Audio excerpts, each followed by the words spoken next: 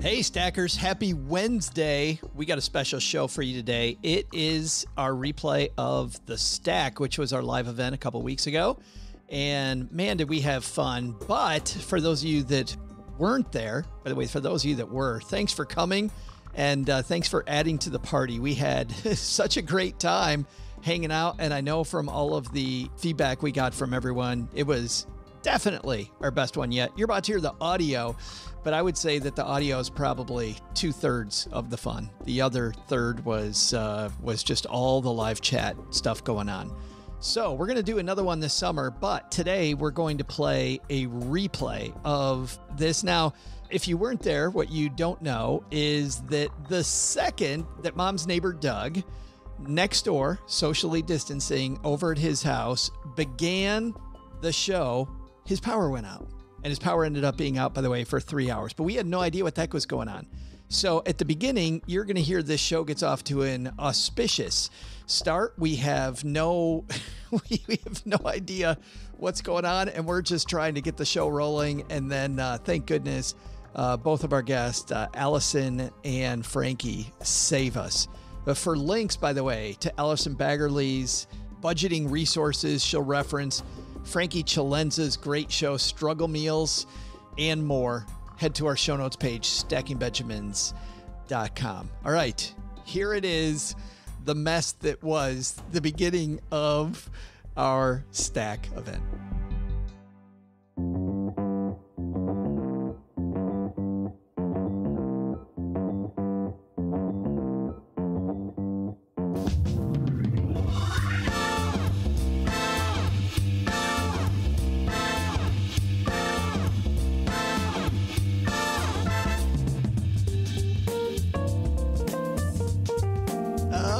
Too funny. That is fantastic. Live television. It's great. I can't see myself. I can't hear anything without a massive echo. And we've got no Doug. This is so awesome. Hey, everybody. I have video now, and I can't get it to go up on the screen. Hey, everybody. Welcome to the weirdest open we've ever had of any event ever. I'm Joe Salsi, High Average Joe Money on Twitter. And so here's what happens. You practice the live open like 7 times. You go through everything. And the second that you go live, Doug steps on the court and wrecks it all. So let's bring up our co-host for this evening. We've got a very special lineup. Let me tell you what Doug was going to say. We got a great lineup. Tonight, you're going to learn from a woman who not only paid off $100,000 in debt on a teacher's salary, but she also coaches over 250,000 people on Instagram and in her other channels, how to do the same. Tonight, we're going to welcome Allison Baggerly to the show. And as if that's not enough, then we're going to go and do some awesome cooking. This guy was on the show about 1.5 years ago on Labor Day weekend and helped us get ready. Frankie Chalenza is going to join us tonight. Frankie has this phenomenal show called Struggle Meals. He talks about so many awesome things about making meals that are less expensive, healthier, fun to make, and he also likes investing. So we got that in common. But to kick off tonight's show, let's say hello. Hopefully we can get Doug back later. Let's say hello to this guy, the gentleman way across the basement from me. It's Mr. OG. If I can get him on. It is amazing how everything worked until we hit go, and now nothing is absolutely working. I can see you. Now I only see me. So put yourself back on there because I'm not that good looking. I can see you. I can see me, and I can see the video, and we can get rid of the video. Oh my goodness. How are you, dude? Struggle bust, man. It's a struggle bust. I'm reading all the text messages from Doug. He says this is an official strike. He demands more money and may or may not make an appearance depending on whether or not we meet his demands. I don't know. I think, well, maybe I should have opened the glass of wine earlier. Maybe that should have happened. We're both doing the same. It's so great. The guy who's going to help us save the show tonight, he is the host of the Awesome Inspired Money podcast. He is our guest co-host. Mr. Andy Wong is going to join us. Andy! Hey, guys. Tell us you're going to save this train wreck. I'm in New Jersey. Is it okay if I don't wear a mask? Keith, by the way, well, yes. And as you can see, we've got Andy, we got OG way across the basement from me. We've got you in New Jersey. How you been, man? I've been good. I've just been here in my own basement for about a year now. I like how Keith says, by the way, we're on the glide path to greatness. We start off slow and hopefully get better. That's why we've got you and then Allison and then Frankie with us. So tell everybody about the Inspire Budget. Inspire Budget. That's Allison. You're Inspire Budget. You guys like the Inspired cousins, right? Yeah, we're inspired siblings. So great to be here. Inspired Money is my podcast. Been running for about 3.5 years. Weekly show where we try to inspire and shift our listeners' perspectives on money by hearing different guests' positive money stories. So lots of fun. Maybe we should try to do that at some point. Inspire people, OG. That could work. Maybe. We'll see. Let me think about it. That's a lot to do. Hey, tonight, want to say hello to everybody hanging out with us. Hey, Kathy, Melissa, Milk Cove Caveman is here. Nicholas is here, says to pay the man. You have no idea when he wants to be paid in pretzels. That's the tough part. Todd is here with us. Thought you would wear the bag, OG. Not wearing the bag tonight.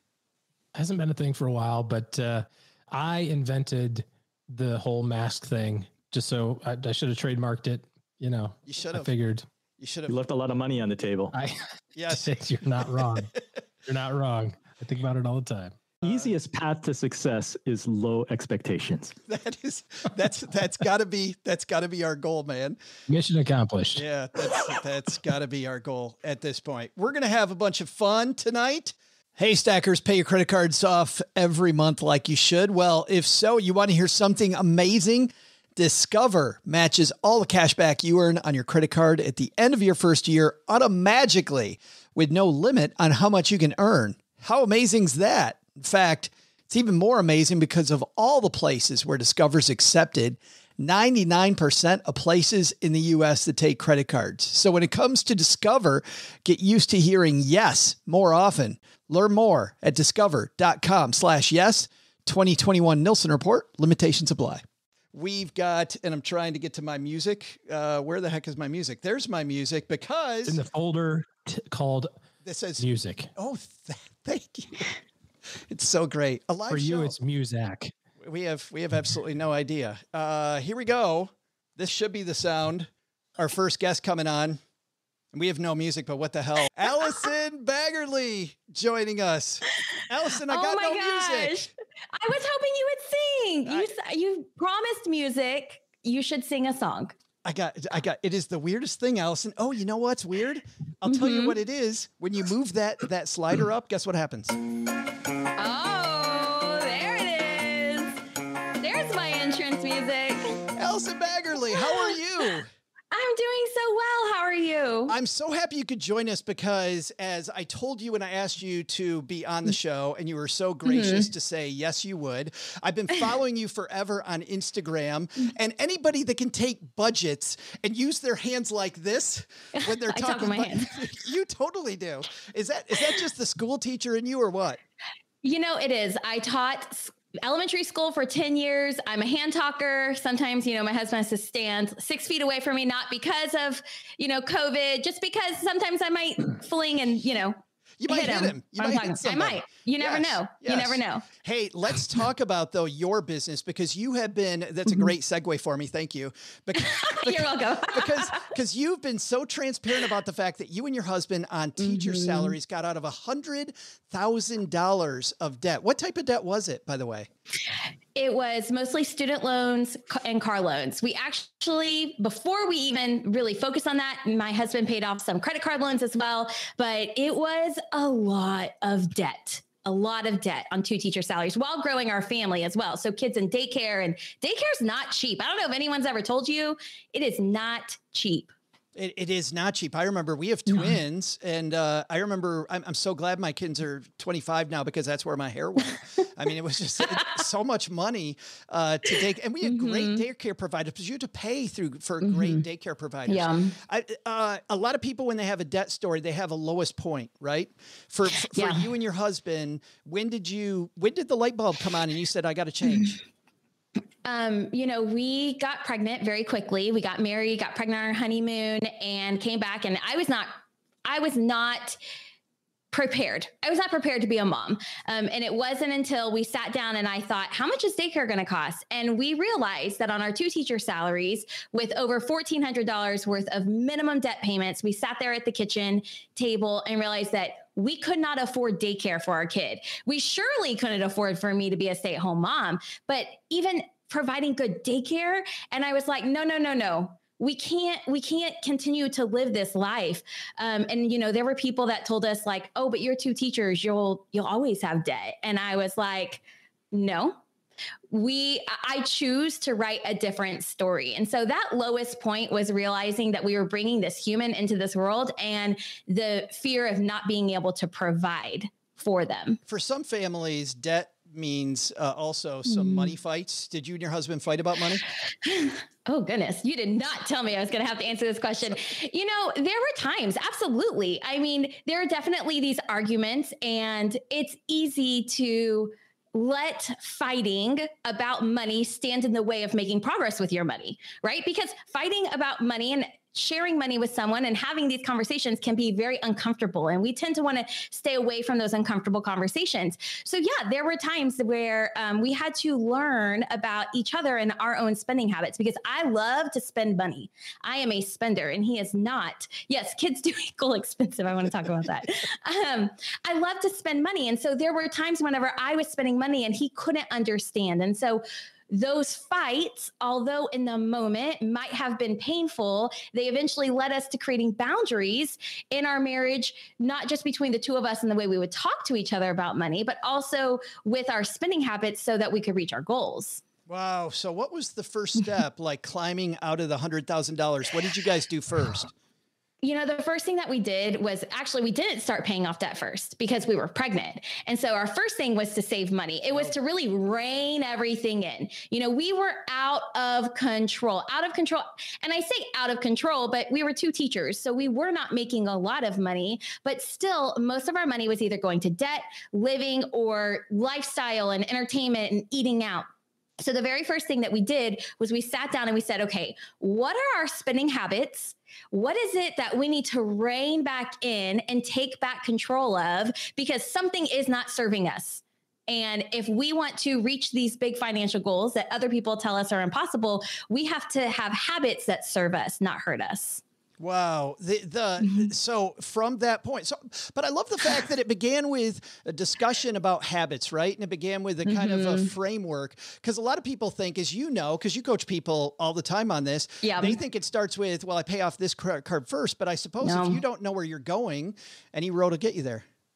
Exactly. And the thing is I always say, if I could go back in time, I'd take the same amount of time, because it took us 4.5 years. This is not like I paid off $111,000 worth of debt in 5 months. And then you feel like crap about yourself because there's no way you can do that. Right. It took us 4.5 years. And in the moment, it felt like forever. It felt like forever. But in those 4.5 years, our habits completely shifted.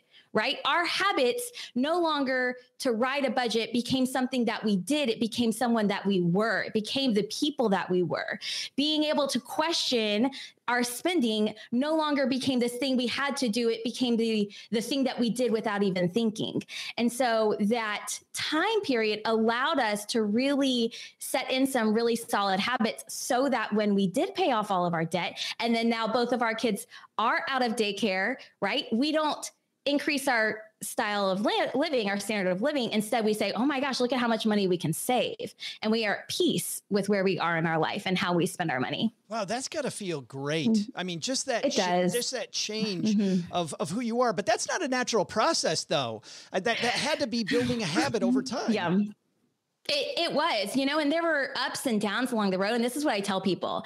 Paying off debt is a journey. It is a roller coaster. It is not all going to go smoothly. There are going to be setbacks. But if you want to actually get to the point where you can enjoy your money fully and not have to owe some sort of credit card company or a car loan, right? You have to be consistent. And that looks like choosing every single month, even when it sucks, even when it's frustrating, even when you don't want to do it, it's choosing. I choose my future and my life over debt. Because truthfully, if I'm being 100% honest with you, Joe, 100%, that 4.5 years in the moment, I really felt like, how am I ever going to make it through this? Right. A small blip where I say it's a season of sacrifice, but really, did we sacrifice that much? We just altered our lifestyle, right? To be able to reach our goals so that we could live that 4.5 years in that way. And it's not like we never went out to eat.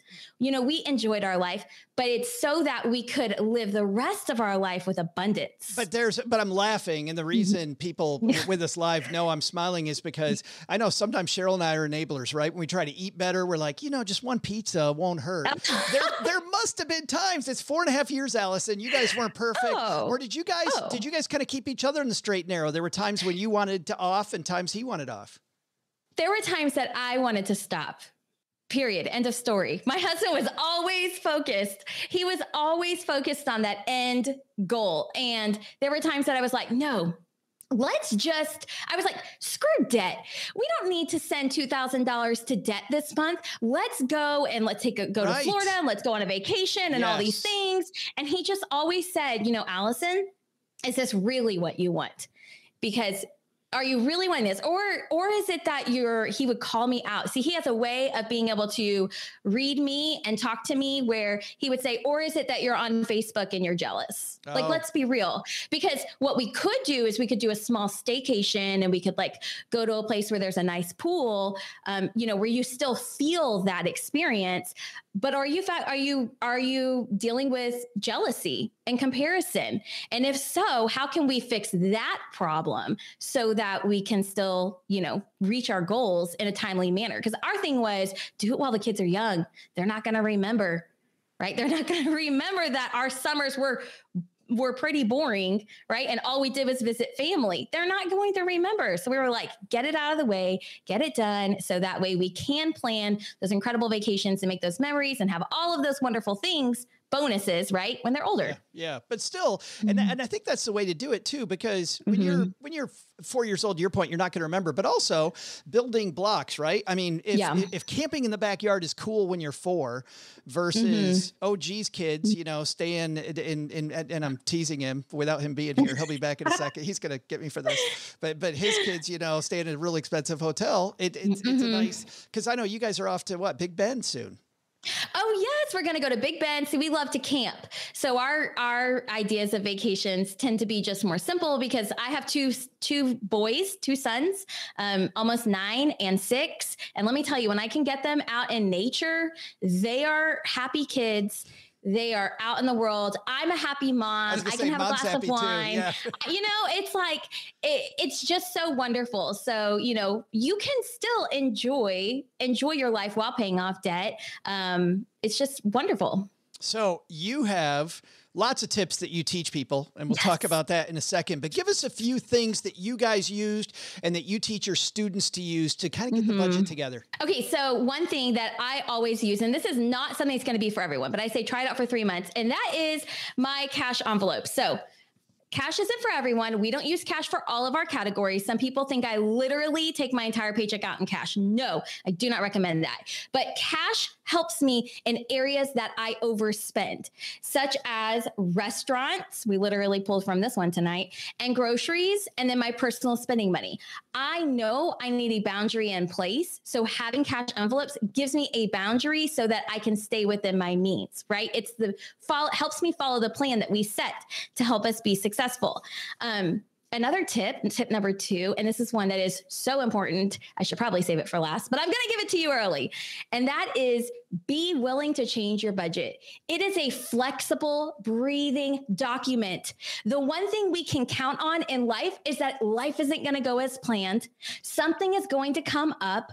There's going to be an unexpected expense, and it's going to suck. It doesn't work. It might work for you, but it doesn't work for me. Instead of saying that, say, you know what? We're going to write a mini budget. We're going to start from today, this moment in time, and write a budget to last us from here to payday so that we don't go rogue and go crazy, right, with the spending. I want to stop on that point for just a second, Allison, because this was so important. And when OG and I get letters to the show, when people ask us about money things, people want to optimize every penny.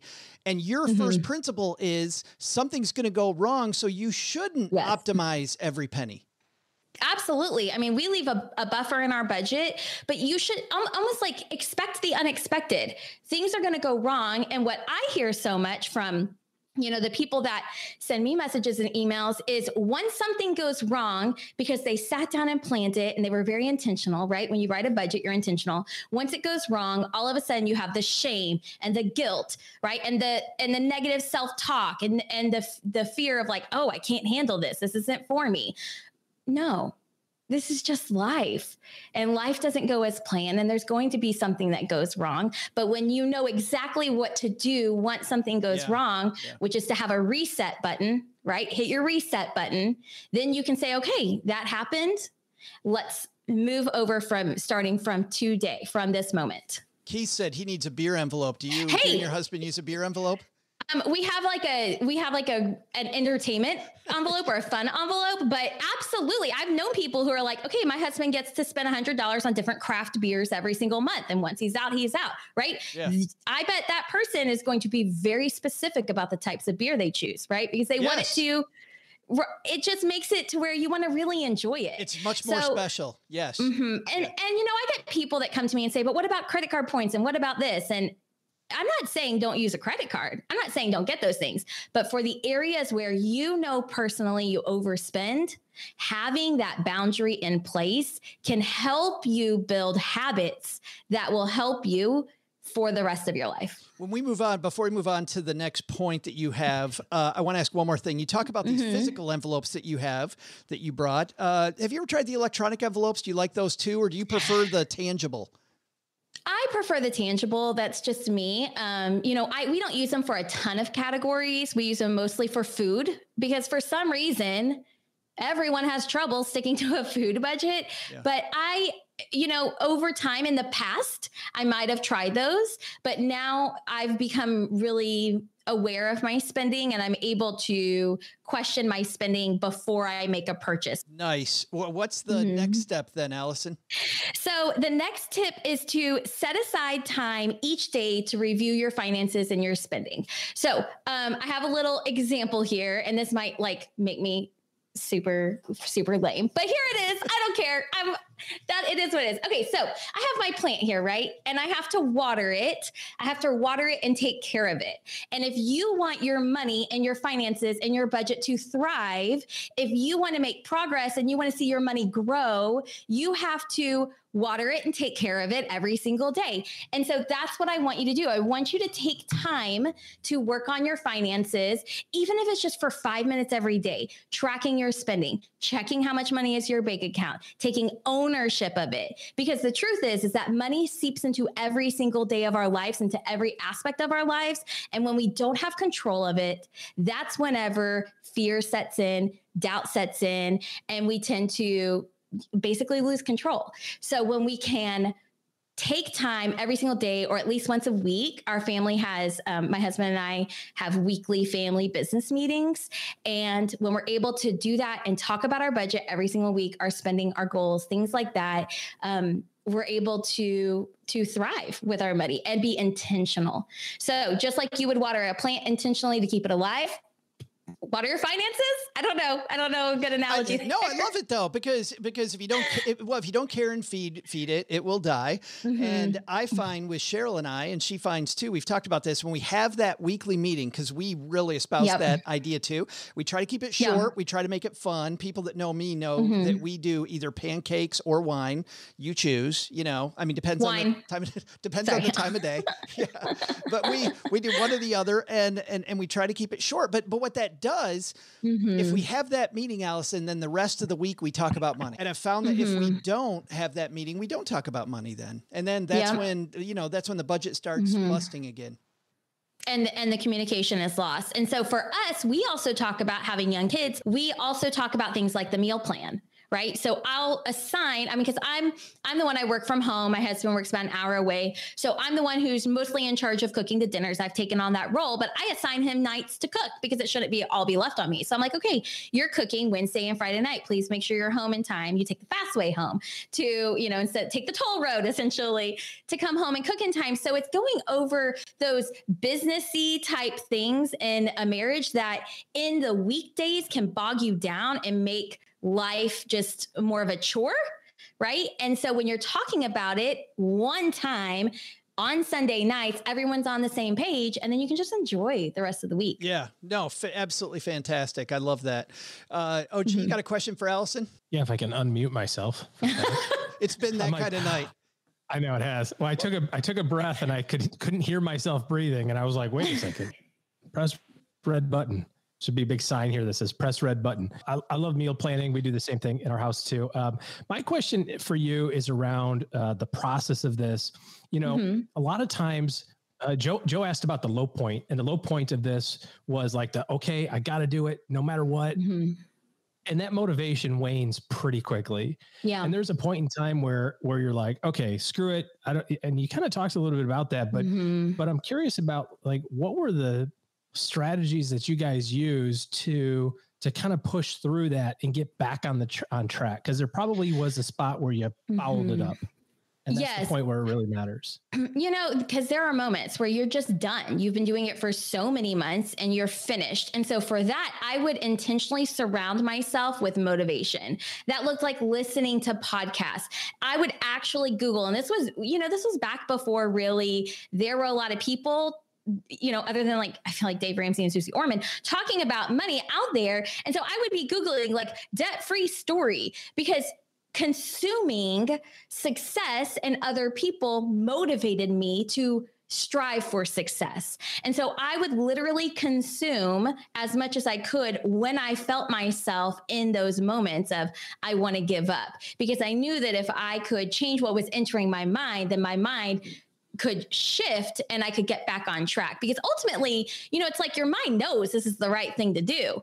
Hey, you've got this. And what I wish I had at the time was some sort of a mentor or someone to look up to, some sort of a guide or anyone that could sit there and say, no, you can do this. I didn't have that. So I had to seek that out for myself. It's like you are what you think about is I think what you're saying. Yeah. Yeah, absolutely. So the moment I would feel that like, I'm not really wanting to do this anymore, I would immediately say, okay, no, got to listen to some different podcasts, need to, read more up on it. Yeah. It's almost like you took the, that approach of, I've been on Facebook. You mentioned your husband's like, hey, are you just kind of FOMOing a little bit? But you did it the other way.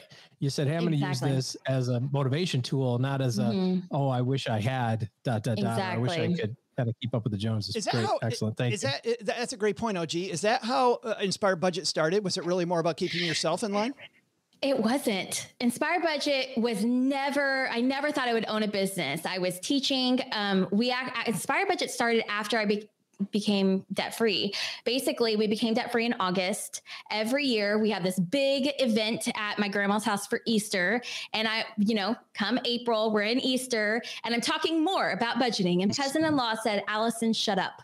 I was like, whoa, Janet. Wow. What, excuse me? And she was like, no offense, but you have been talking about this for 4.5 years. We are done. You have shared your piece. We all understand how important budgeting is. We all understand that, your passion for this. You need to take this to someone else. You need to start an online business.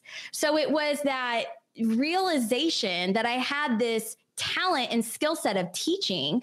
And I had this passion for personal finances.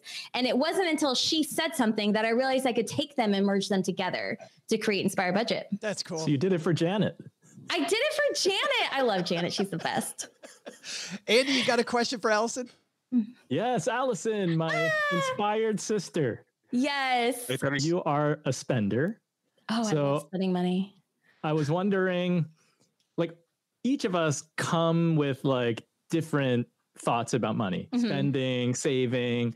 So I was wondering if you have tips for people like couples how can they help one another if they have different sort of money personalities? How can they not be enablers that cause them to fail. Well, and actually, Allison, Andy, I'm glad you asked that because Alex is asking the same thing here.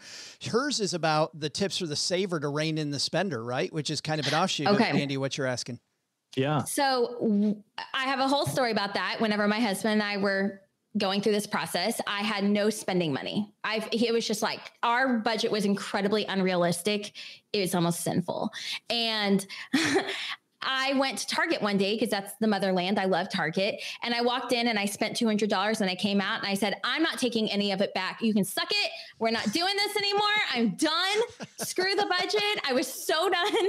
And he was like, okay, we need to have a conversation. And he's so wonderful, basically sat me down. I was also pregnant. So he was dealing with a hormonal pregnant woman, but he was like, what is it that you need? And I was like, I need something that that's how I dealt with all of my emotions. When I was happy, when I was mad, when I was sad, when I was glad, when I had a breakup, when I always spent money. And so to remove that completely from me as a person to where there were no abilities at all was hurt me.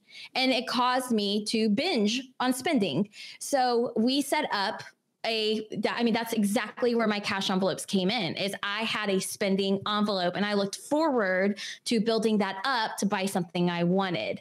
And it taught me so much more. It taught me how to deal with my emotions in the moment. So I didn't not feel them and therefore just go spend money because that made me happy.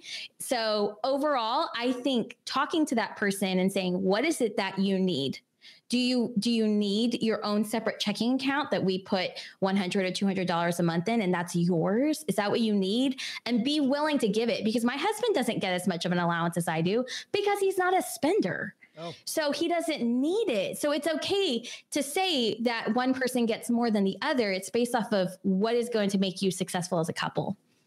It's funny how you talked each other into that. Like I try to talk Cheryl into that too, that I get a bigger allowance, but that doesn't work for me, Allison. So that doesn't quite do it. But Mario's got a question here, which is, how do I approach my partner about returning unneeded purchases she's excited about outside our budget, especially, and this is the kicker, when they're purchased for me? Oh, I mean, I would just be honest and just say, if she bought them for you, it was probably her way of showing love. So maybe approaching her and say, look, you are so thoughtful to think of me and buy me this new Xbox. And while I've always wanted the new Xbox. We're in. We're listening. So far, so good. Tell me about the love again. It's the love I'm going to get by having a new Xbox. I want an Atari 2600. Oh, wow. Old school, man. Yeah. So anyway, insert gaming system here. But now I just feel like I'm not gonna be able to talk anyone into saying, no, I don't want that. But although, you went and you bought this for me to make me happy, another way that we could enjoy this money is to save it, save it for retirement, put it towards whatever the goals is, and bring it back to the goals that you have together. I love how excited you get about budgets. That's why I wanted. It's weird. It is not. It's awesome. It's weird. It is so awesome. It's so That's weird. what Janet said. That is what Janet said. She was like, we're done. We're done with you, Allison. Well, you are our kind of people, Allison. You've got two things that you're working on right now. Tell us about both of them. Mm-hmm. So one of them is my budgeting basics email course. So if you've ever felt like, okay, I want to know how to write a budget, but I don't know where to start. Or if you've ever tried writing a budget and you're like, no, this isn't for me, then you can sign up for my budgeting basics email course. It'll basically walk you through how to set up a budget and save money. And then I also think, but on that note, before you get to that, I've also seen going through that, just if you've had a budget that didn't work, like you kind of work people through, hey, if it hasn't worked in the past, this is a much better way to do it. Yes. Yeah, exactly. I mean, just because your budgets are going to change over time, and sometimes just making different tweaks and the way you approach your money can make the world of a difference. And then the second thing, which I'm really excited about, is I have a free training for how to pay off debt when you don't make a fortune, because I feel like Instagram is just flooded with these people that are like, I paid off $200,000 worth of debt in 6 months. And, I'm like, okay, but you're not normal. Yeah. Like, let's hear from normal people who, don't make a ton of money. So how to pay off debt when you don't make a fortune. And I cover 3 really simple shifts you can make to stick to your debt-free journey and see progress. It's so cool. And we will link to both of those on our show notes pages at stackingbenjamins.com. I'm sure you can get there also at your website. Inspiredbudget.com or Instagram. Follow me on Instagram at Inspired Budget. And that's what I was going to say next. Follow Allison on Instagram because she is like this all the time. I have no idea where you get the energy from, Allison, but I love it. Caffeine. It is fantastic. I think after 3 kids, I'd be like, forget it. I'm not doing Instagram. Oh, I was like, 2. Oh, 2 kids. No, not 3. Yes. Let's not have that conversation. The secret is to wait. Allison, your kids are the same age that my kids were when we had a baby. Why? I've got a 14, a 12-year-old, and a 4-year-old. Oh my goodness! Jump in, the water's warm. It's fun. Is this thing going out? There's some. He's breaking up. Yeah. She's like, it looks like we lost connection. I think my segment's over. Allison Baggerly, thanks for hanging out with us. Seriously, I really appreciate it. Oh, thank you. I enjoyed it. That was awesome. I absolutely love her energy. At this point in the show, Doug is supposed to be doing trivia, but actually, before that, let's talk about her takeaways. OG Allison had a bunch of great takeaways. What's your biggest takeaway? Oh, I wasn't prepared for takeaways. I was prepared for questions. This wasn't in the pre-homework.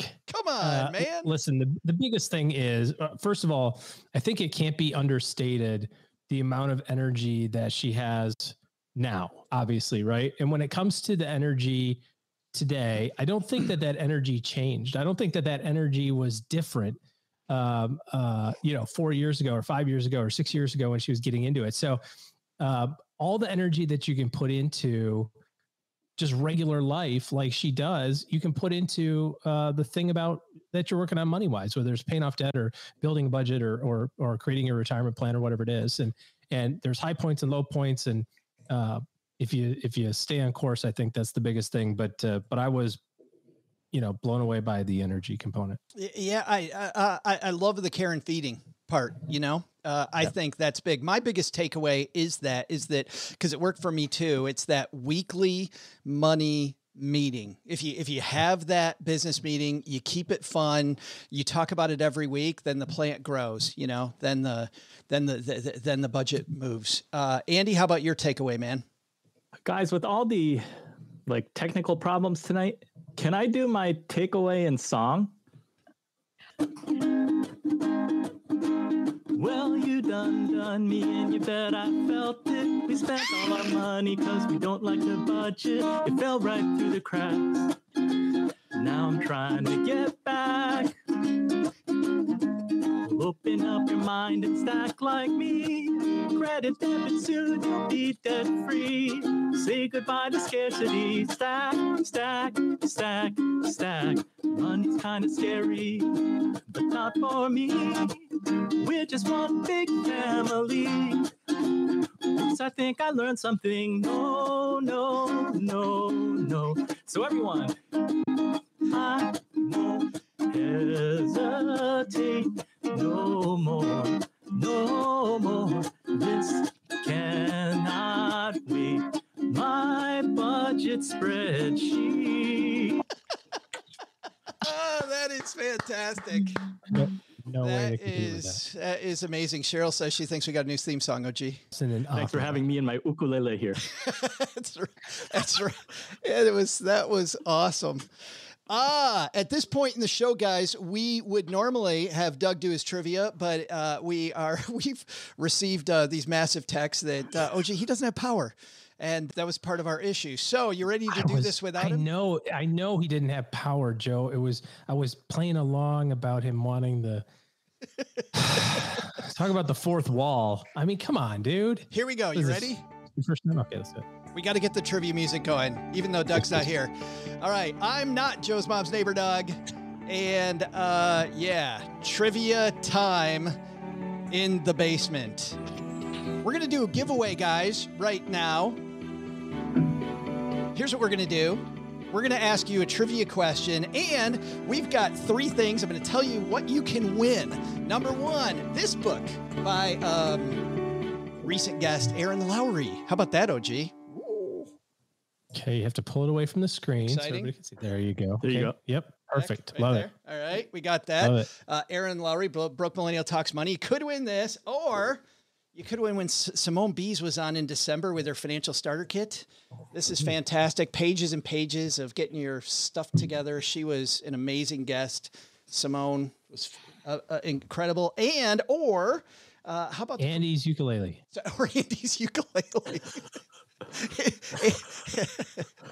Andy's like, and cut. We're not doing that, but the price You're breaking up again. Yeah, You're breaking up. Ron Lieber. So we're going to give away those 3. And here's the deal. I asked OG and Andy a question, and that question was this. According to debt.com, what percentage of people say that they budgeted back in 2019? Didn't have a 2020 number yet. And I'll save you the trouble there, by the way, because you can easily cheat and look that up. It's 67% of people. By the way, raise your hand, Andy OG, if you think 67% of people actually budget. I think it's probably why Allison has a job. It's 67%. There's no way. But that's not the question, because we know you guys wouldn't cheat, but that person next to you might cheat. And so we don't want that to happen. So here's what we did. Instead, I asked OG that question, and I asked Andy that question. And what we've done is we've averaged their guesses together. So in the next couple minutes, here's what you got to do. By the time we get ready for the answer here in just 2 minutes, give us what the average was between OG's answer and Andy's answer. That's our trivia question tonight for the books. We'll give books away to the top 3. Well, hey, Stackers, while you are thinking about our trivia answer, I'm going to ask you this question. You always found managing your money to be complicated, time-consuming, and just another reason to bite your nails? For 500,000 investors who have accounts with M1 Finance, investing is smarter, more automated, and easier than ever. So do yourself a favor this year and check out M1, this finance super app. It's designed to be personalized for your needs, and their automation tools make it simpler to reach your financial goals. With M1, you can invest how you want with access to fractional shares and unmatched automation for free. You borrow against your investments at super low rates, just 2 to 3.5%, and use this flexible portfolio line of credit for anything like investing more in your portfolio, refinancing other loans, or funding large projects. M1 ties it all together in this free digital account so you have more flexibility and smoother money movements. Just keep in mind, borrowing involves higher risks and rates can vary.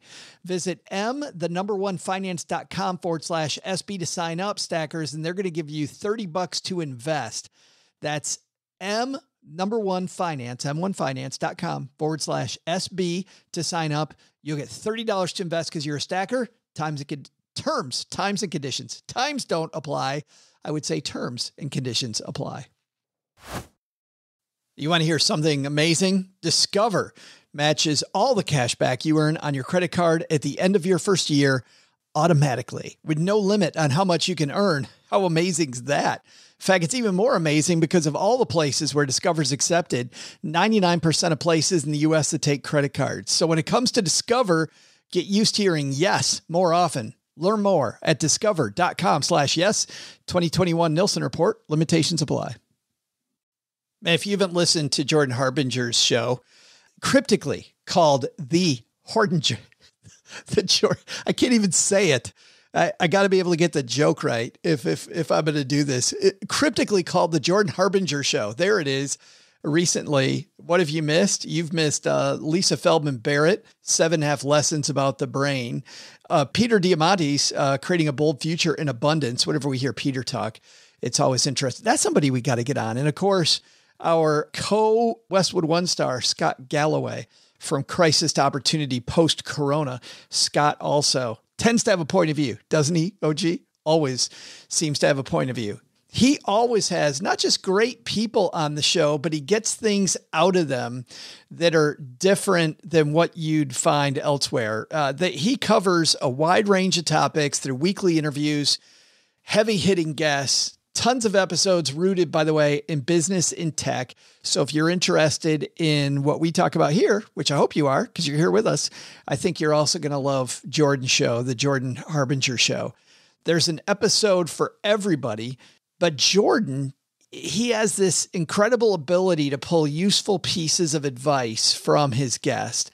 You'll find something useful you can apply to your own life, whether it's an actionable routine change to boost your productivity, or just maybe a little mindset tweak that changes how you see the world.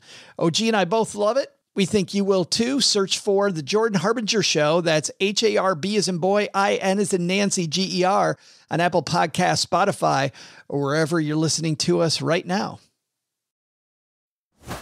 So we got a bunch of answers here. What is the answer? Let's get into it, guys. Do we see the glass half full or half empty? Well, it depends on who we're talking to, because when I asked OG and Andy, what percentage of people budget? Who is like Allison? The answer, 67%. OG, you said 61%. You were pretty clear. That's not you. You're usually more negative than that. I'm I'm an expert at trivia now, after getting my ass kicked for years by Len and Paula. But no, the question was how many people reported to budget. Oh, I felt that I felt that like 2/3 of the people would be like, oh yeah, I budget. That's kind of the number that I think. Which is why Andy said 8% of people budget. Andy, you're normally the glasses half. You're normally the most positive guy I know, and you said 8%. But I'm not that good at trivia, apparently. And I didn't like seize those important words that Josh heard. I mean, yeah, I was trying to be realistic. It's Josh now. Oh boy, what an interesting name. Oh boy. Oh boy. Well, now I really screwed up. That was technical difficulties. So the midway move along. Midway point between the two of them is 34.5. Looking at people early on, RB Terry had 38. I saw that one. I see 37 from John. And actually, we're going to have Gertrude, if you can look through these and tell us who was closest, give us the top three. We'll give you the top three people at the end of. I see Michael Wooden with 37. Bam. I saw 32. I got a 32. Right on Mr. there. Epler. All right, you guys ready for our next guest? Yes, sir. Let's have some fun. Going to say goodbye to Andy. Going to say goodbye to OG. See ya. Going to turn on my guest theme music that I couldn't figure out how to operate when Allison was here. We're learning, as somebody said early on, we get our act together as you go. This gentleman is part of the Tastemade network of shows. He was on with us about a year and a half ago and just lit it up. I was so excited by the passion that he had talking about, listen, I love food. I love eating food. I love making food, but anybody that can talk about making food less expensive, taste better, and more fun is a guy who is always going to be a friend of mine. Let's say hi to the gentleman behind Struggle Meals, Frankie Chalenza, joining us. You are here, dude. How are you, man? Wild. I'm doing okay. Crazy year, Joe. It is. I see you got your mask there ready, just in case you got. Oh yeah. Yeah, just in case you got to put it on.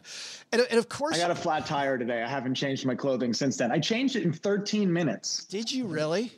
Was it a bike on tire? On Park Avenue. Bike tire or car tire? No. Car tire. 13 minutes. Yeah. It's pretty quick. I think that's a record. And by the way, I've known you for a little while. You also play instruments. I saw you backstage. You were jamming along with Andy while he was playing. I saw him with the ukulele, and I was like, "Wait, get my ukulele."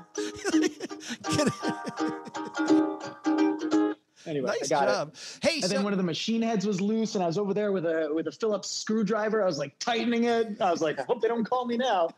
Well, I don't know why, but anyway. Well, for people that missed you a year and a half ago, which to me feels like yesterday that we talked, tell everybody your story though, because your story actually, if I remember right, it's more about music, less about food. But you were passionate about food and started cooking for your friends. Am I remembering that right? Yeah, that's kind of it. I mean, listen, food was always there. I grew up in an Italian-American family, even though I look more Polish than Italian. Everyone in my family has the Roman nose and much darker hair than I, and darker skin for that matter. But I've got the green eyes somehow. They've all got brown eyes. Anywho, the food was always good, and I didn't realize that wasn't normal until I started growing up and going to friends' houses, and they were like, "Oh, here, have this hungry man frozen dinner," and I'm like, What? Serious? Is this a joke? You know what I mean? And then when I went away to school, it got particularly bad, and I had a repertoire of about 7 or 8 dishes under my belt. So that really helped. And listen, I think we had such a great time talking a year and a half ago, because the finance thing is really important in any artistic field.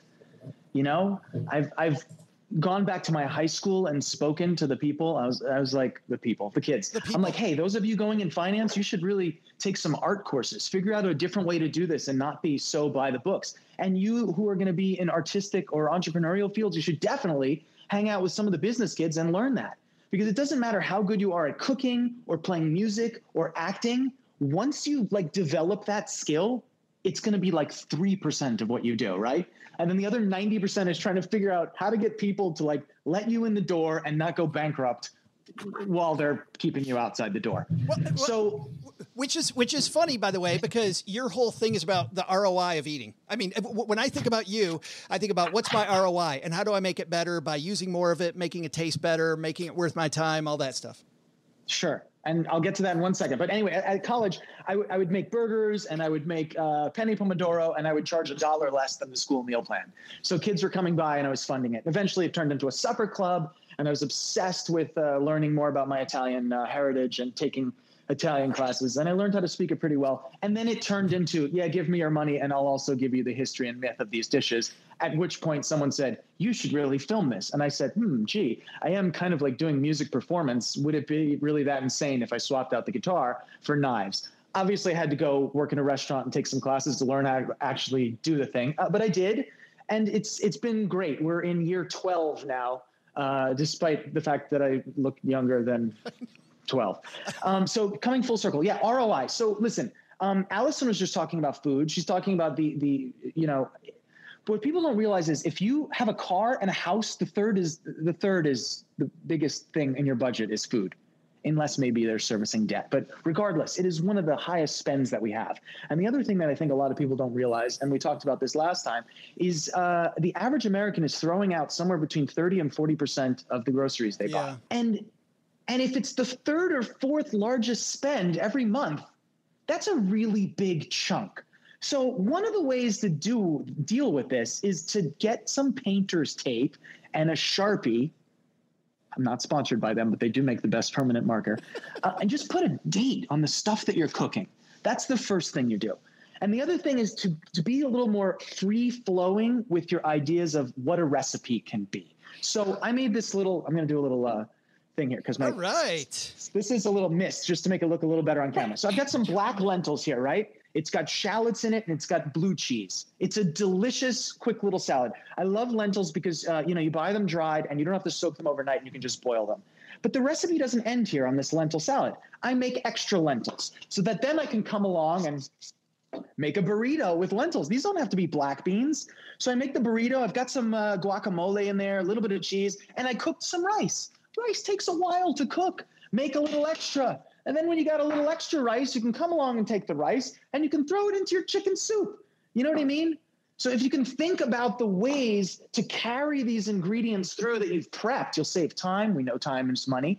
And you'll reduce the amount of food that you're throwing out, which then means maybe you'll throw out less of that 30 to 40%. You can even do I made a chicken salad the other day with a chicken piccata. Oh, just because it's got this lemon and caper flavor doesn't mean it's going to taste bad with mayo and, relish or celery. Dude, second time we talk, neither time do we start the conversation me hungry and you show me food. Even after you spray whatever all over it, I still. My lentils are 2 hours old. They're dry. So this is like, this is what the food stylists do. They just wet it. I was going to ask, is that the spritzer, like the fluffer? I just thought it would be funny. YouTube fluffer. Absolutely. But you could have those 3 days in a row, right? I mean, you could have day one and with leftovers, make a burrito, and then with leftovers again, put it into your soup, and three days worth of meals. I actually have a lentil soup in the fridge right now. So even though I showed you a rice and vegetable soup, I've got a lentil soup right over there. I feel like I should take you into the fridge for a second, although it's slightly messy, but I'll show you. Just look for a second. I just want you to see. Let's go with I Frankie. actually do label these things. I really, really do. So look, here's lentil soup from the 1st of March. There it is. Look, the same black lentils with some carrots. Isn't that great? Look, I made No, and we're losing Frankie's audio. You can see that he's got everything labeled, that he's got the, so he's not just talking the game, he's actually living the game. Nice. Yum. That's a hell of a fridge, man, by the way. Yeah, it's not mine. I'm kind of homeless during pandemic. I'm just hanging out with people. You're at the people that help you change your tire. You're at their house. No. I changed it myself. We did a lead up to you that was about the different, everybody, as you know, Frankie, has this pantry cupboard that's full of dried herbs. And I know nothing makes Frankie Chalenza's head explode more than dried herbs. I like that pronunciation of my last name. Tell me if we can't, well, I got to do the Italian. I got to, Chalenza. But tell me about making an herb garden. What do you start with?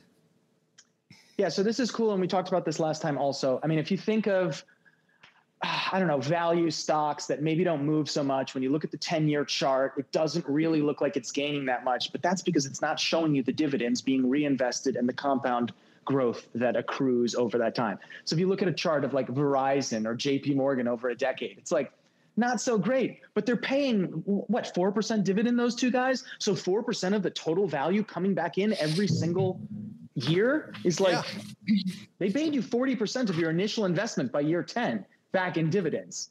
You've got to factor that into the chart, and the chart doesn't show that. So growing herbs is similar to that in that you pay once and you're able to pick, and it regrows a few times. It's better than buying a packet of parsley, let's say, that you use a third of, and you try to use the other 2/3 within 2 days before it gets really sad and wilty. I never can. You can stick it in. I never can. Exactly. I can't get through it. Yeah. Because it's dead. Yeah. It's dead, Joe. So I have a show, Struggle Meals. I'm sure you know about it. We are well into season 4 right now. Like, another episode is premiering tomorrow, and I'm super excited about this because we shot it in November. And to be able to shoot the show with a crew of 15 people during this pandemic felt amazing. We've always risen to the occasion, but this time was like, wow, what a privilege it is to do this job. And we're helping people save money. So we call it the Struggle Herb Garden. And the whole idea is, pay once, get multiple withdrawals from said payment. Listen, it doesn't last forever, but it certainly lasts longer than a fresh herb that's been pre-picked. And it certainly tastes better than a dry herb, that sits in the cabinet. Absolutely. Do you know dry herbs die in 6 months? No. People have the things in their cabinet for 10 years. They're done after 6 months. Right after we talked to you, uncle's house, and we went through his pantry cupboard. We were throwing out stuff that was a decade old, Frankie. I mean, it just had no taste at all. He had some cinnamon. I even put a little bit in my mouth, and there was no cinnamon there. Cinnamon had left the building. It's the quantity of them. Dried spices are 3 times more potent than the same volumetric amount of fresh. And so it's harder to get through them because you use a teaspoon of this and a teaspoon of that. And I do feel like people have 40 spices in there. I mean, multiply that by 5. That's like $200. Yeah. That's way too much money. So stop buying garam masala and Italian spice blend. Just buy the oregano and the curry powder and the garlic powder and mix your own. If you're truly passionate about saving money and cooking, then you can make your own flavor blend. You don't need to have it and you'll get through it faster, is my point. We have a friend in our Facebook group that shared a British comedy video that you would love talking to. This guy's a farmer, and he talks about everybody else is on the tube going to work, and I get out of bed and I'm where I work right now. But he looks at the chickens and go, "This is made of chicken." It's amazing. I just kill it. I sell it to people like corn. It comes out of the ground. It's incredible. And more comes, and I can then sell that. It's a hilarious piece, but kind of makes your point that this herb garden just keeps giving and giving and giving. Well, there is some care that goes into it. Call it a maintenance fee, like you'd pay to a mutual fund or an actively managed ETF. Nice job. But still, Yesterday, like Kathy Wood's going to do better with my money than me, like trying to move in and out of these things. I was just about to ask you about that. Last week, you were wearing a Kathy Woods hat, by the way. You big fan? She is my third favorite person in the last 25 years. The first was Steve Jobs. I cried when he died. The next one was Elon Musk for years. I still think what he's doing amazing. I think his attitude has gotten a little too cocky, but he's great. And now it's Kathy Wood. Smart, educated, and able to convey ideas that make sense. The thing about her is some people think she's crazy. But Joe, the world that we live in isn't completely made up. It's all made up. So if you can dream it, it can be, right? Yeah, yeah. And by the way, people that don't know who Kathy Wood is, go look her up. ARK Investments, just a fantastic mind, incredible. And the fact that she's so open about she goes and posts exactly what they buy right after they buy every day, the trades. I want to do this. I want to ask you some questions about the show, Frankie. So I'm going to put this in solo mode so everybody can see it. And let's take a look at if I can do this, if I can operate my stuff. Let's take a look at I have a quick question for you before you do that. Yes. How many Benjamins are stacked on that thing behind you? Do you know the answer to that? Unfortunately, they're way stuck together. I can't get. You try to take these down to the credit union, by the way, Frankie, and they don't. They're not don't fans. Accept it? No, it's not like the big golf check. It is. It is pretty. It's pretty damn annoying. All right, I'm gonna legal tender. I'm gonna hide you and hide me for just a second, and let's watch Frankie's show, Struggle Meals. Check this trailer out, everybody. Struggle Meals is back for another season of delicious meals, money savings, and good times. We're stepping outside of the box and exploring more techniques, tips, and even textures. It's going to be seasonal, informative, and even a little crunchy. We'll learn new skills. That was easy. And even sing a few songs. Oh, yeah. We'll eat well and save money. Because that's what we do. Scrumptious meals, better investments, bigger savings, and a whole lot of fun. You don't want to miss this. That absolutely looks like so much fun. That looks like so much fun. Absolutely. Oh, dude, it's great. It's great. I really, truly feel like I've got a nice responsibility and an awesome job. Like we have fun, we're saving people money, and we're giving them skills. You know, it's not one of those, hey, you can save money without doing anything, or you can make money without doing anything. That's not true. You have to tune into the radio station WORK at some point. Oh, come on, spoiler, man. Come on.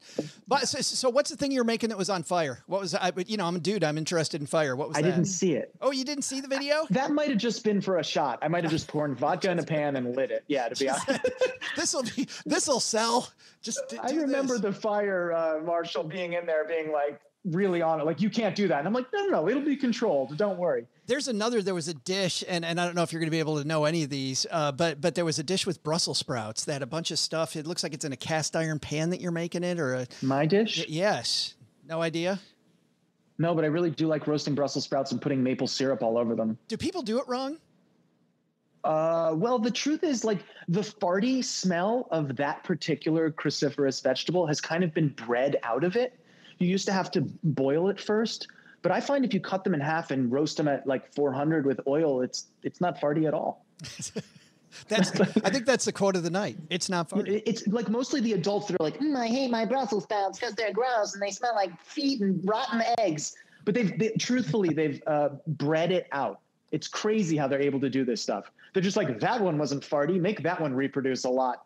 And then that's what they did. And they just made the other ones extinct. I don't know, man. Once I figured out that you could roast Brussels sprouts, I don't know where that came from.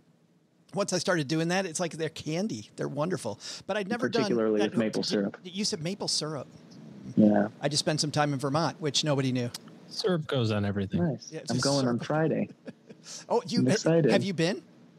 I've been to Stowe quite a bit. That's where we stayed. We could just talk about that. Let's talk about Stowe. Hey, OG's here. OG, got a question for Frankie? Yeah. Oh boy. Question. I just thinking about the cooking side of things. Yes. Okay. So just cooking, because we're kind of into that. We kind of do the YouTube videos and go, yeah, I can pull that off. Do you think that people under or over season dishes? I think they probably under season. Yeah. But here's the reason is simple. They see someone on TV putting a ton of salt on something, and then they do it with their table salt. And the thing is this: salt volumetrically is completely different weights depending on the brand. So as far as I know, the lightest salt is Malden salt. So if you were to take a tablespoon of Malden salt and weigh it, I don't know what the weight is, but let's say it's a gram, okay? Then it's kosher salt by Diamond Crystal. That would be 2 grams for the same volume. Then another kosher salt might be 3. And then table salt, because it's chemically manufactured, they're perfect spheres. And the negative space between them when they're all crushed together is minimal. So it's very, very dense. So a tablespoon of that is like 7 grams. So if you just take table salt and go like this, yeah, you're over salting it. So I think that freaks people out. But I've got my 3 salts right back up here and my 3 little ramekins. They're all different. I've got a smoked Malden, a regular Malden, and the Diamond Crystal. If you switch me out to a different, like Morton's, I oversalt everything. Because at this point, I've got muscle memory for the Diamond Crystal. Oh. You could always dilute it, of course. But if you don't have anything to dilute it with, and let's say you only oversalted it by like 5%, where it's right on the limit, where you're like, I could eat this, but my eyes will be swollen. A way to counteract that is with acid. So if you squeeze lemon on it, it'll actually pull back the saltiness a little bit. Okay. And so that's where like really great Italian cooking, in my opinion, is where they salt it right on the edge and then they hit lemon and then it doesn't taste quite as salty, but you've got this acid and then you can actually add more salt. And so the acid and the savoriness can actually ratchet each other up in higher quantities than if they were solo. Keith is wondering, by the way, if you can come surf his couch and cook for him. He says, just don't judge the age of his spices. Yeah, we could do that. Just as long as the kitchen's clean. I'm a neat freak. Frankie needs a place to stay. He said earlier he needs a place to stay, Keith. So you're good. Andy, you got a question? I do. I love the Italian food because then you can chase it with a tiramisu, which is great. Yes, I subscribe to the YouTube channel already because between the food and the financial geeking out and he pulled out the ukulele, I subscribed like 20 times in the last 5 minutes.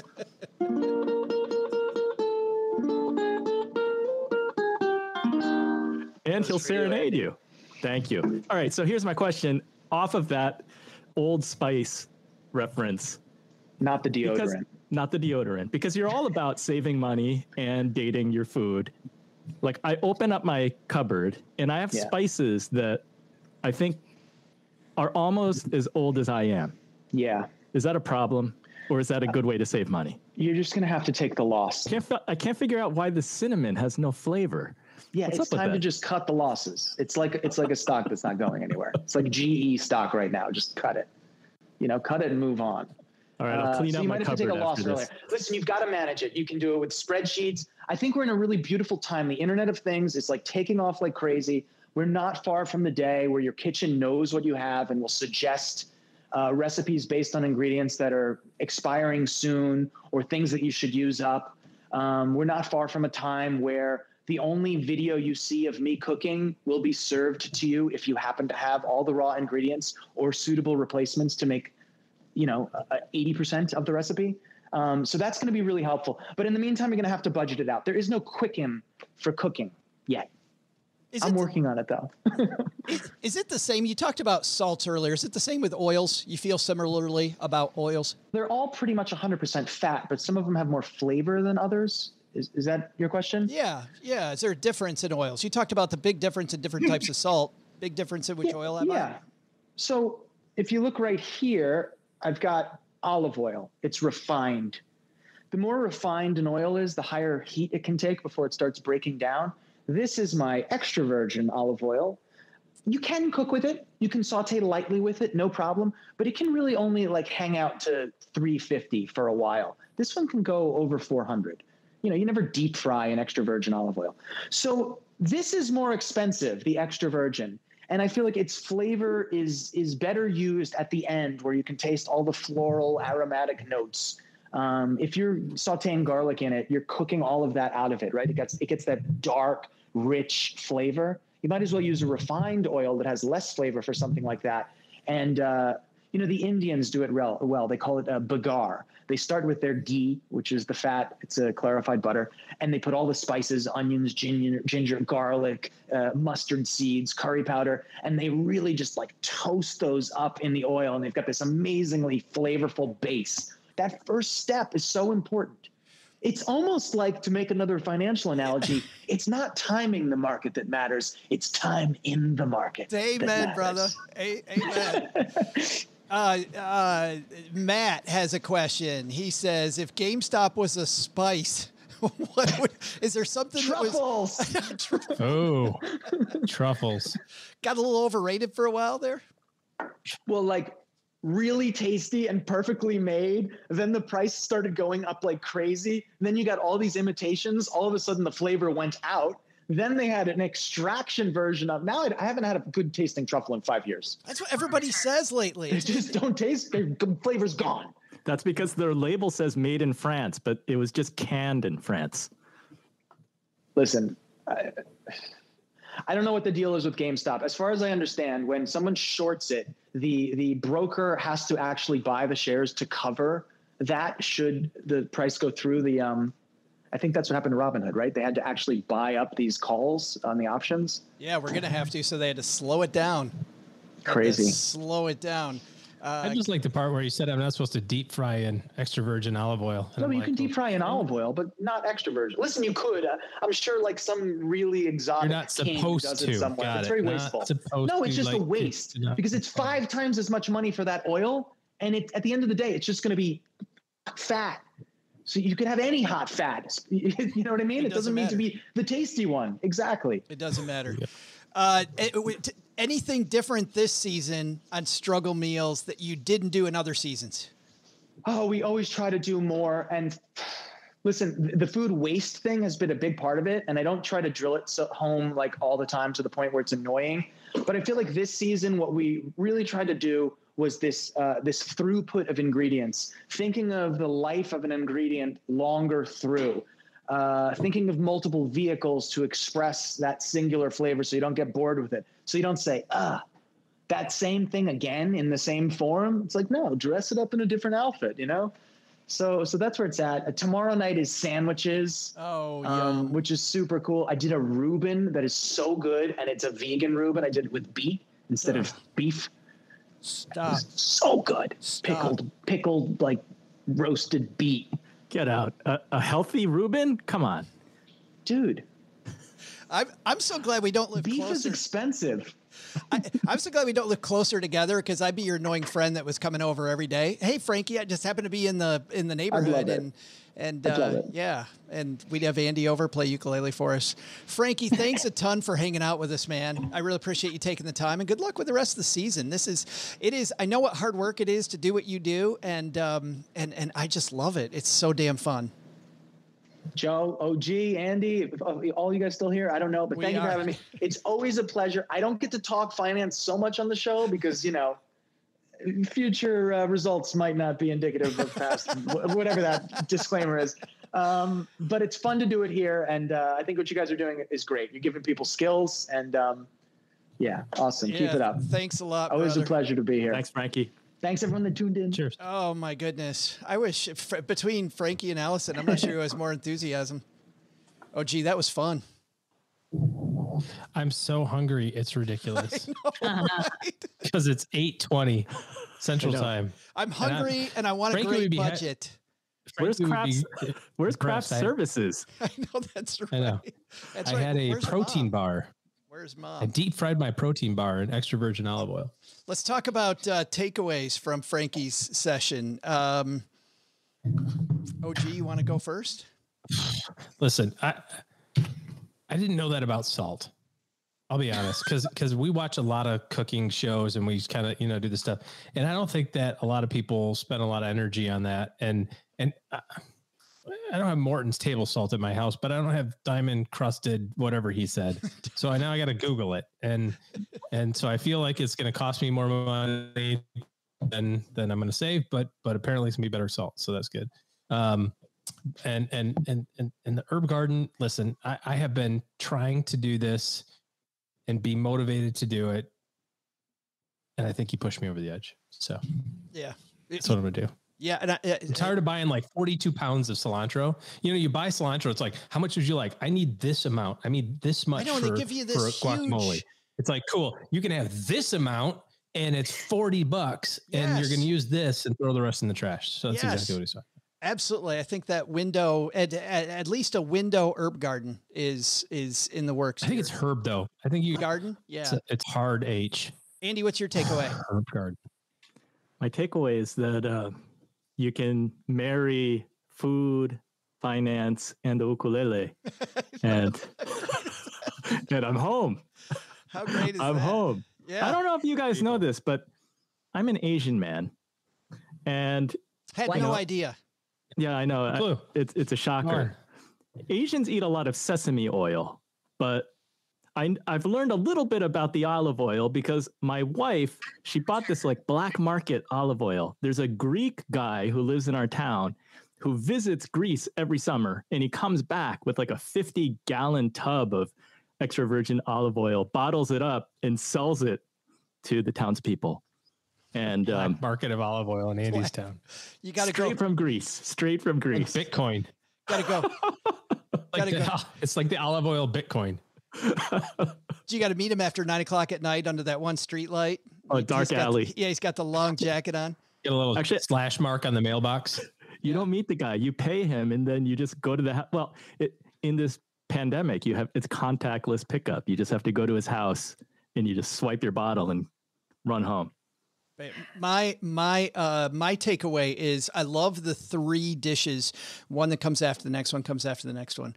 Because when I had kids around, we wasted tons of food. Cheryl and I still, cooking for 2 is hard. Cooking for 1, friends of ours that cook for 1, it's even harder. They don't make them. Yeah. And so being able to not just label it, but to know that this can go into the next recipe, I think is a huge win financially. I mean, he talks about third biggest thing in your budget, and you throw away 30% of it. That's a lot of savings. The Sharpie in the tape is just a great tip because it's easy. And Frankie says that his refrigerator is messy, but he hasn't seen my refrigerator. I mean, I have things in there that are so old that it's frightening. So I need to start doing that. That's going to do it for today, everybody. Thanks so much for hanging out with us, everyone. It is so fun watching your comments as we do the show. Andy, what's coming up at Inspired Money, my friend? I am going to be interviewing Gwen Whiting pretty soon, and she is the laundress. I don't know if people know her. She created a company that sells eco-friendly soap. I know that John Mayer is a big fan of the product, so has done concerts in their New York store. So, I talk to business people, to people giving money away, just people doing cool things with money. So just trying to get inspired. Stuff that inspires you. And you can tell that it's something different every time you have a new episode. Like you just take a right and then a hard left, and then you just never, it's awesome. I love it. You never know. Yes, I've had a former WWE wrestler on once, so I'll talk to anybody. We all deal with money. And it wasn't Doug. Yeah. Was it Doug? All right. Thanks again, everybody, for hanging out. And at this point, Andy, you ready to do this thing? I'm going to play the part of Doug here at the end. Let me see if I can get Doug's script ready. And all right, here we go. You ready? 3, 2, 1.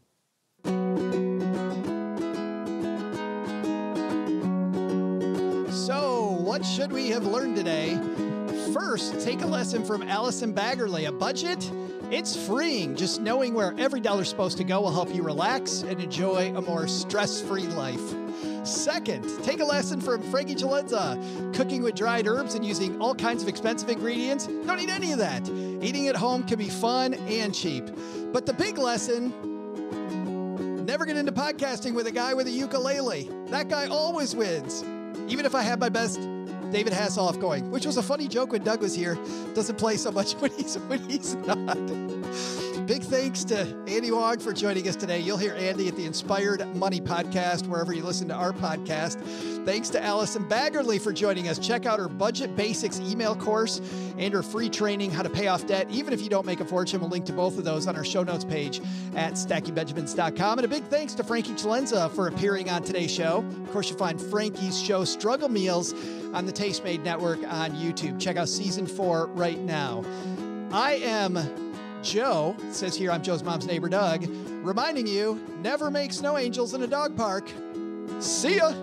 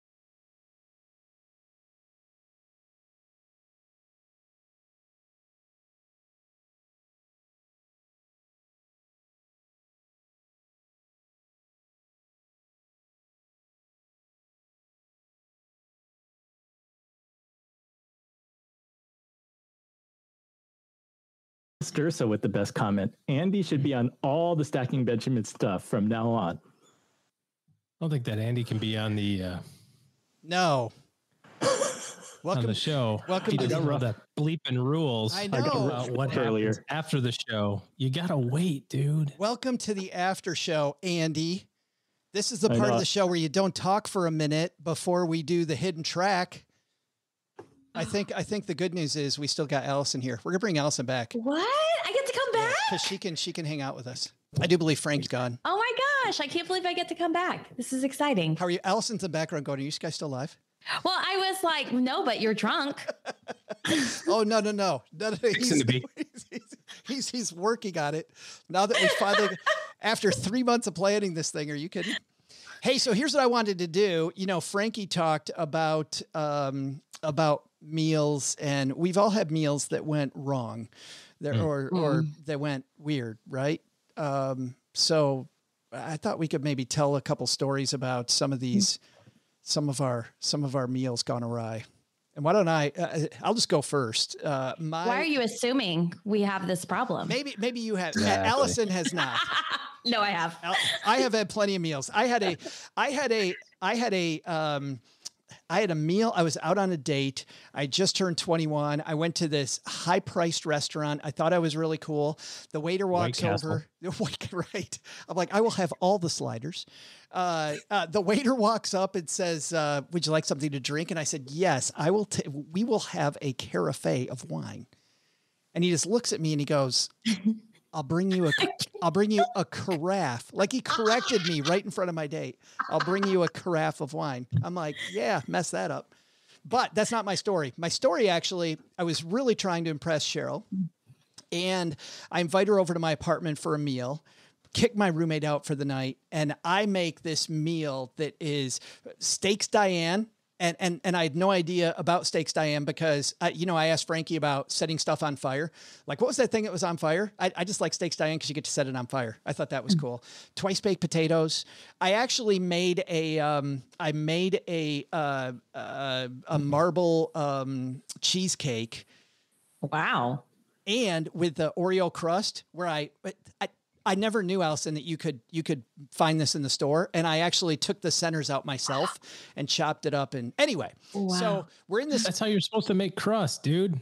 What, make it yourself? You mean don't buy the thing at the store? Yeah. Yeah. Well, you just lick them. You just lick them all out and put them in there. and then you're like all sugared up.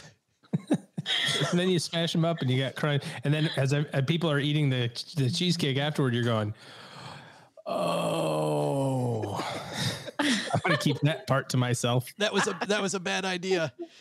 So we're in the middle of this meal. So I light a couple candles, light the steaks on fire. She comes over. Everything's going great. And I said to her, I take the dinner rolls and I said, would you care for a roll? And she said, yes. And so I set the rolls down. I get down on the floor and I do a forward somersault and I get back and I'm laughing like an idiot. My gosh. I'm like, oh my gosh. And she's kind of politely laughing. I'm like, okay, all right. So I'm telling that story literally like 15 years later. I'm telling that story to a group of friends about what a dork I was and how we had a laugh about it. And Cheryl starts laughing like hell when I get to the part about doing the forward somersault. And we all turn to her like, what are you laughing about? And she's like, I had no idea what the hell you were doing until you told the story, until you told the story right now. She's like, I just thought my boyfriend lost it. All of a sudden he's like, you want to roll? Yeah, watch this. Just horrible. But the joke was on her because she married me. So yeah. She stuck through. She stuck with it. She did. She saw the genius. The genius. Yeah. Mm-hmm. Come on, guys. You got one? Everybody's heard Steak Brothers story, so I don't have to go through that one again. But damn, that's funny. In fact, we were, my wife and I were at that restaurant, the same restaurant for Valentine's Day weekend. And they had a similar dish. And it was funny because here comes somebody with the flaming steak, and we just had a big chuckle of like, oh boy, wonder if they know that thing's going to be a car payment. Yeah, pretty much. No, no real fails on my part. I don't really fail at many things, except English, apparently. Many things. I don't fail at many things, but I did have, I asked the kids, the boys before I said, hey, I need a funny cooking story. And they went, what about the time that Alex made mac and cheese, but didn't put any water in the dish? Oh no. In the microwave. So apparently when you nuke Kraft mac and cheese, the little thing that you tear it off and you just fill it up with water and put it in the microwave, you can nuke it for like 5 minutes. And it basically sets your microwave on fire. There is a combustible moment somewhere in there where there's some sort of, I'm not entirely sure how microwaves work, but it interacts very badly with noodles that are dry. Hashtag science. Yeah, exactly. Science experiment. So that was one. And That's right. And that was actually somewhat recently too. I mean, within the last 2 to 3 years, where, my 14-year-old just lost it. When we were in Michigan still, the kids were much younger and they decided they wanted Pop-Tarts. That was their deal. They're like, we're going to have Pop-Tarts. You just take the Pop-Tart, you put it in the microwave. That's how we must make them. Don't know anything about Pop-Tarts or how to make them, but you just take the whole thing in the microwave. Somehow it cooks. And you're thinking in your heads, you're going, wait a second, aren't Pop-Tarts in those like silvery aluminum packages? Oh, no. Indeed they are. Indeed they are. So I was downstairs. We had a finished basement. I was downstairs. I wasn't feeling well. I was very sick, kind of the flu, that sort of thing, wintertime. Because you just gone like this with a bottle of wine? I just, sucked down a bottle of your finest Pinots. And all of a sudden I kept... What is that? And Lissa was downstairs with me and we were talking about how I was feeling. And I'm like, what the hell is going on up there? And we go upstairs and there's, smoke coming out of the microwave. And that was one of, maybe my kids have been spanked 3 times in their life. And that was one, but it was an epic one that they still remember. And do you remember the time? Yeah, exactly. Yeah. It was, and you can ask them right now. You can say, hey, what about the Pop-Tarts in the microwave? They go, no, do not put Pop-Tarts in the microwave. That is pain on the rear end. But in fairness to me, I did have a house fire when I was a kid. So when I was in 4th grade, our house burned down due to my brother playing with fire. So not you. No. Negative. No, it was my brother. My younger brother lit popsicle sticks on fire and then put them in a wicker wastebasket in a bathroom upstairs full of tissue paper. You're like, wait a second, aren't they smoldering? Indeed they were. Oh. And then went upstairs to check on his thing, opened the door, saw it was on fire, shut the door, went downstairs and didn't tell anyone. What? Yep. And it wasn't until you could hear this pounding going on. And my dad, it was early morning Saturday. My dad was out in the kitchen. My dad was a worker bee. Like he was always up early. We were watching cartoons and he's yelling, damn it, quiet down. Your mother's sleeping. And we're like kind of looking at each other going, I'm not doing anything. He's not doing anything. What's going on? And then hear it again. And my dad's like, yeah, so help me God if I have to come out there. Like, not me, not you. I don't know what he's yelling about. And it happened again. He comes storming out there. He goes, I told you kids. And it happened again. He looks at us and then he kind of figures out that it's coming from upstairs, took 2 steps upstairs, the whole downstairs just like covered in smoke. And he went, rescued mom like a big hero. And wow. Well, that got dark in a hurry. We got in the car and I just looked at my brother. Well, it was kind of, haha, nobody was hurt. And looked at my brother and I go, what did you do? Fireman. The fireman got him. The fire chief was there. He goes, son, you've got something to talk about. And my brother's like, I'm sorry. And they're like, okay, you did it. Also, the day my mom found out she was pregnant with my other brother. Oh, that was the same day. Same day at the hospital. They said, hey, so we're going to give you some x-rays. Any reason to believe you're pregnant? And she went, anything is possible, I suppose. Oh my God. And they're like, well, let's test. And my mom tells the story that they tested, for her since she was pregnant. My aunt was there. And my aunt goes, I'm the first to know. I'm the first to know. And then my dad opened the curtain and goes, first to know what? Anyways. Double wow. That's like OG story hour. Steven, that's not funny. Nobody does have a coleslaw story. So we're not going to coleslaw. Ooh, coleslaw. No. I like that. I'm sitting I have a story. It's about, I remember I had a newborn baby at home. I was on maternity leave, exhausted. My husband was home from work, and he and the baby were napping on the sofa, and I was tasked with making dinner. And so I was like, okay, spaghetti it is. And I made the meat sauce and I made the noodles, and I went to drain the noodles. My husband always drains the noodles, not with a, what do you call the strainer? Not with a strainer. He always puts the top on and you know, lets it turn. And so he was like, Allison, don't dirty another dish. This is how we do it here. And I'm like, oh, okay. All confident. And I did it, and my hand slipped and all the noodles fell out. And I was like, so tired. I just started crying. I was like, no. Thank you. That's how it felt. Was that pizza night at the Baggerly house? I think I was just like, you're up. I'm done. I wash my hands with this. You figure it out. We have spaghetti and meat sauce. The downside is we're minus the spaghetti. So yes, exactly. I was like, by that point, I was like, you know what? You can figure it out now. I don't care what you do. You figure it out. But it was like, I like cried because I was just so tired. You're just so tired. You know, when they're little and all you want is one thing to happen right. And then it doesn't. And you know, that's it. Someone said, Allison exhausted? No way. It's true. It happens. I have to say, Allison and I were laughing because I saw her on Instagram one day after a vacation she had, and you could tell that Mama just wanted a little wine. Mama was like, yep, love my kids, but had enough that day. Mm-hmm. Well, I mean, vacation is not vacation with kids. It's just life in a different city with different distractions. And a little more chaos. Like, it's not a real vacation. Yeah, Carla spaghetti pasta sauce for dinner. I don't know what we had for dinner that night. I'm pretty sure I like blacked everything out after that. I was like, okay, no. Come on. Need an intervention to get Allison more sleep. Come on, Andy. One from you and we're out of here. Yeah, I was kind of hard pressed because my cooking is usually like put a cup of Campbell's cream of mushroom soup on top of anything and you've got a meal.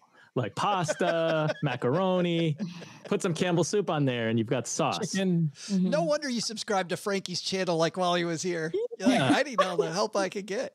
I have a failed science story because after college, my buddies and I, we went up to Newport, Rhode Island because one of my roommates, his dad lived up there. And his dad's place was like a bachelor pad because his dad was up there by himself. So you go to the kitchen and there's just not much in the way of supplies.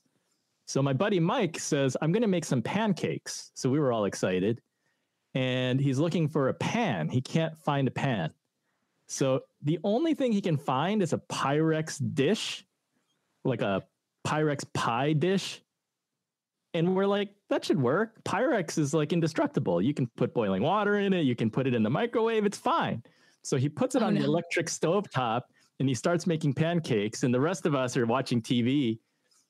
And about 5 minutes later, we just hear this like explosion. It just goes, oh my God.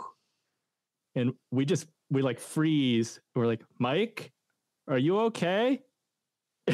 And we hear, yeah, I'm fine. Pyrex dish is not. The thing just blew up. I don't know how Mike was not injured. I mean, there was like there were shards of glass everywhere. He could have been blinded. Like somehow he survived without a scratch. We had no pancakes. No, I think that's a suitable edit. No pancakes. No pancakes for you. Liz had something. She had a Pyrex dish explode in the oven. Oh man. Hey, I forgot a couple things, guys, and then we're going to go. Usually we don't talk biz at the end of the after show, but you know what I forgot? I forgot to say who won our giveaway. Ron Coleman answered 34. Eric Williams, our friend Eric from Detroit, answered 34. Ivan from New York. I love the fact that we've met some of these people, OG. That's right. Ivan had 33.43333 because that's an Ivan answer right there. So you three get the books. We'll flip a coin to see who's first between Ron and Eric, and then we'll work through to see who gets which one. Last is if you like this video tonight, you think it can help somebody, please give it a thumb up on YouTube and forward the YouTube page that it's on. Listen to me, I know all about my YouTube. The page just on do the thing with the internets, and there's some sort of way to make other people people watch it. It would be helpful. We have a show notes page. It's live with links to Allison's Two Awesome Things and Frankie's show.